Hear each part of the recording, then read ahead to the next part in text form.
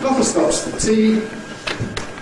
We talked about this when I was discussing estuary English with you and so on. But even now, it's very clear that you can have a glottal stop for T at the end of a word before a following consonant. So we can say quite good with a glottal stop. Quite good, quite good, quite good. Try it. Quite good, quite good. You can't omit it. You can't say quite good, but you don't have to make it with the tongue tip. You can do. Quite good is also all right. Or even unexploded, tongue tip, quite good. But the glottal one is coming in. Similarly, quite nice.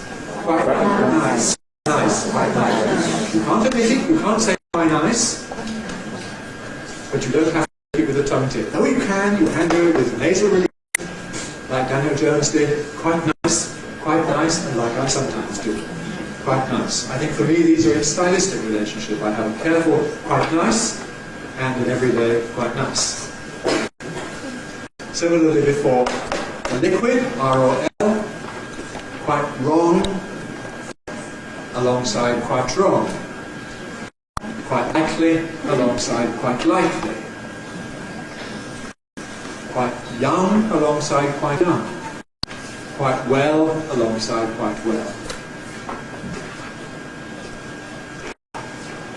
In cases where the word begins with a vowel, we have generation gaps. My generation doesn't use a glottal stop here. I don't say quite easy, I say quite easy. I don't say get it out, I say get it out. But if I listen to those of a similar background as myself, but 30 years younger, yes, they use a glottal stop, they say quite easy. Quite easy. Or get it out.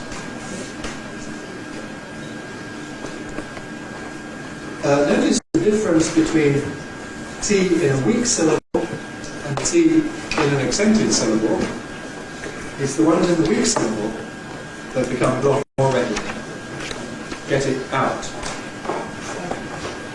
Second in the hierarchy is the final one, get it out.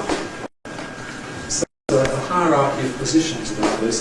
But listen to me, the unstressed pronoun it is really nowadays very generally pronounced with a glottal stop. Is it right? Is it true? What's it going to be? It's time to do something. Take it away. So if you want to be up to date with your students, tell them about this exciting new trend. Or not, as the case may be.